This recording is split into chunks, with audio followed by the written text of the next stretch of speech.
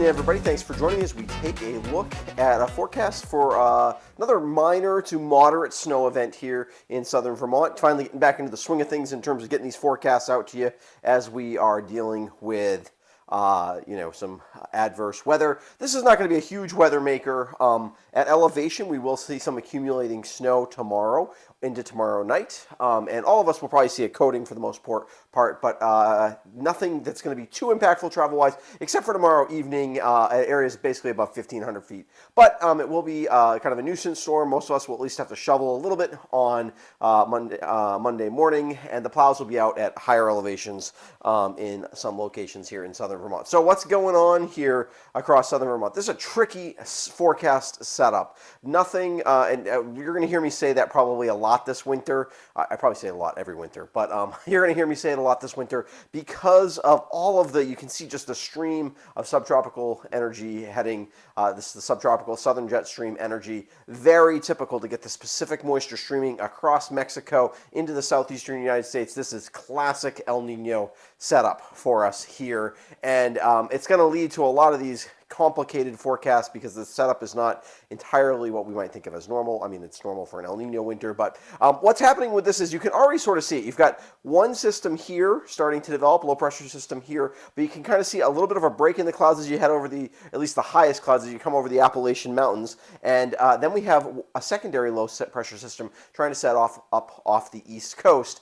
And in a lot of setups where you were driving energy from the northwest to make this happen, you'd have this low, and the surface low would really want to take over here and become a big coastal storm. But we have kind of this energy pouring in from the southwest into the system behind it, and so that's kind of not allowing the transfer to happen, but yet the surface low is developing.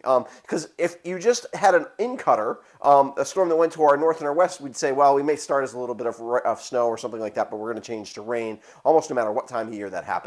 But that's also not going to happen entirely. Eventually, way late, the energy will eventually transfer to the system offshore, but way late, but enough of it will that it kind of keeps us in this very transitional zone between the two, which is what's going to lead to us having some wet, heavy snow, and some rain tomorrow. So let's take a look at that on radar here, and you can see, even there you can see, this is sort of the upper level support for the second system. Here's the low pressure system right here in this little area here that's starting to get going. But you can see some stronger echoes already off the coast of we're starting to get our coastal low pressure system set up as well. So we're going to walk through basically the way that this forecast is going to go. I'm going to walk you through what we can expect to happen over the next couple of days in terms of what the weather map looks like, and then we're going to come take a closer look at what's going to happen precipitation-wise, timing-wise over Vermont, in southern Vermont, and then we'll finish up with snowfall forecast and just some highlights of what I think details you need to pay attention to in terms of the overall forecast. By tonight, you can see this. And one of the things I try to do in these maps is the stronger low is the bigger low. This is not how you draw this on an actual map, but I wanted to just try to, I'm limited somewhat in the graphics I can pull off, so I wanted to try to give you some idea. So but overnight tonight, the stronger low will be the low to the west, although we will start to be developing the low to the east. And everything is rain tonight. That's why the green, all the green. We do have high pressure to our north. That's what's keeping us from being, the storm from racing off, especially this western portion of the storm, from racing off and changing us all over. Now, we're marginal right now. Right now, if precipitation was falling outside, it would be rain. As a matter of fact, anything that is falling in the form of drizzle is rain. Most of us are above freezing right now. And aloft, we're marginal as well. But when precipitation gets heavy, there's just enough that I think we will change over, especially at higher elevations tomorrow. So by tomorrow midday, you can see we were kind of in the transition zone here across southern Vermont. You can see still the stronger low pressure system at that point is probably the system to the north and west. Again, though, this low pressure system, if this was the dominant low, this would be a classic setup for a big coastal storm. This is not going to be the dominant low, at least not yet, by Sunday, tomorrow midday. And like I said, you can see, but just a little bit of snow on the north side. High pressure still to our north, kind of keeping us from really flooding the warm air in, as we might see if it was not there. If we go to overnight, you can see, all of a sudden this slow offshore starts to really kind of take dominance, and we're left with just a remnant. But it doesn't entirely die, this low to the west. Now, that'll keep precipitation going a little bit longer, but it also doesn't allow cold air to really snap back in. So it'll take a while for the snow to change, especially at lower elevations where there's a little bit more warm air locked in. The high pressure to our north is now finally able to start filtering the counterclockwise flow around the low here. It's finally able to start filtering in some cooler air closer to the surface here in the southern Vermont. So let's take a look at what that looks like timing-wise, precipitation-wise. So this is precipitation type at about 1 p.m. tomorrow afternoon. You can see that for the most part we're rain, except for the highest elevations of Rutland and Windsor County. So along the spine of the greens, and this is really probably above 1,700 feet, maybe above 2,000 feet. Down here in Bennington and Windham County, the highest elevations at like Stratton, Mount Snow, up above like 2,500 feet, you might be seeing snow already. And my snowfall totals are not going to include the highest peaks of the mountains, which will get more out of this. So the tops of the ski areas will do a little bit better out of this storm than the bottoms of the mountains. So as we head on, whoops, sorry, we're going the wrong direction here.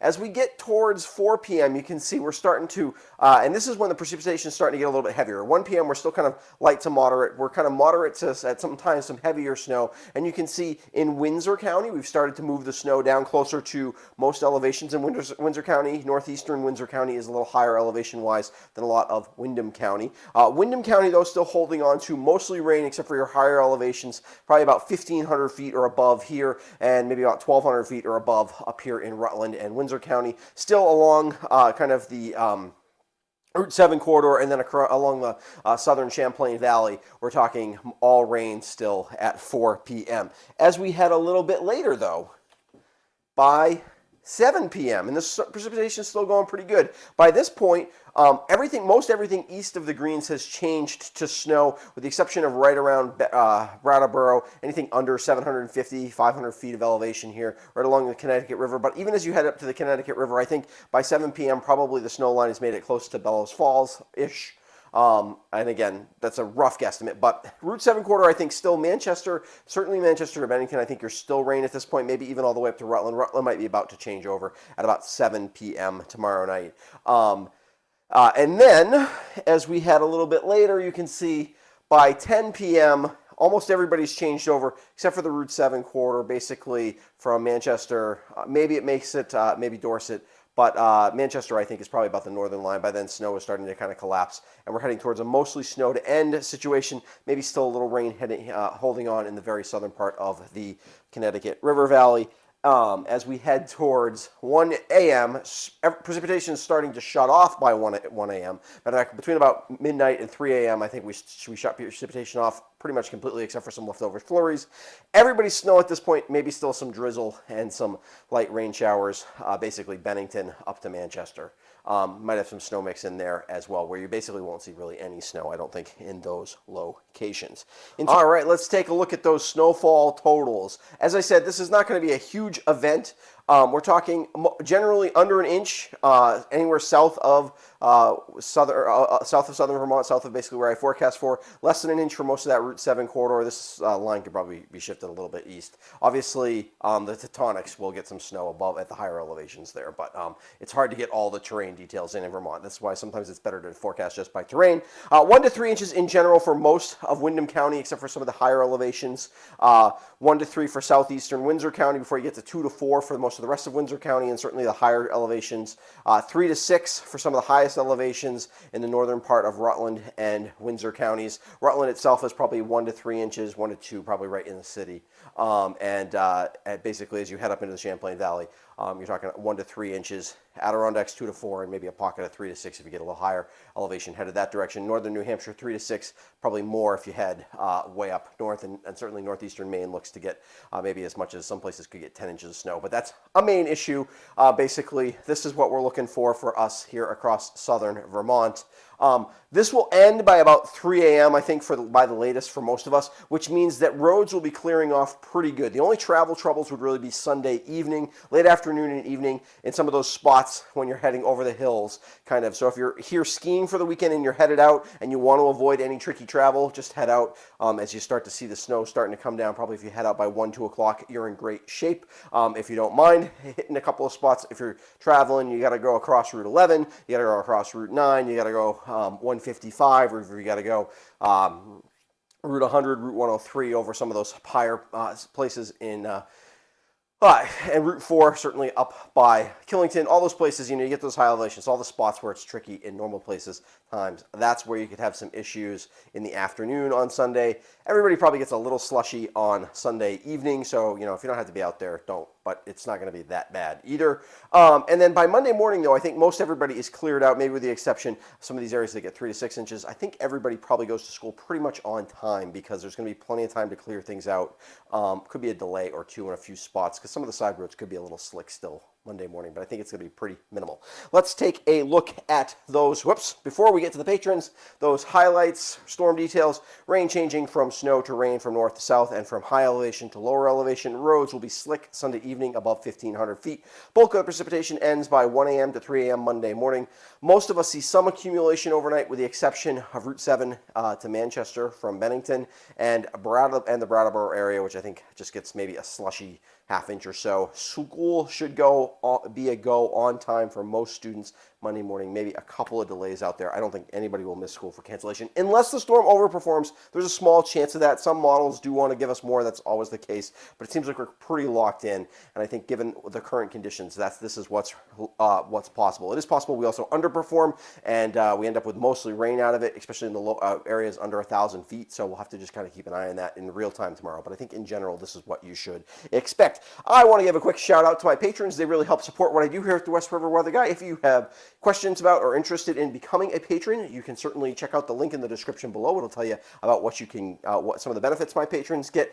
And also, if you haven't subscribed to my YouTube channel before, I'd really encourage you to do so. It helps make sure you don't miss any of my videos, especially when I do some of these special videos on the side. Make sure that you don't miss any of them. All right, I will be back on Monday morning with a look at your work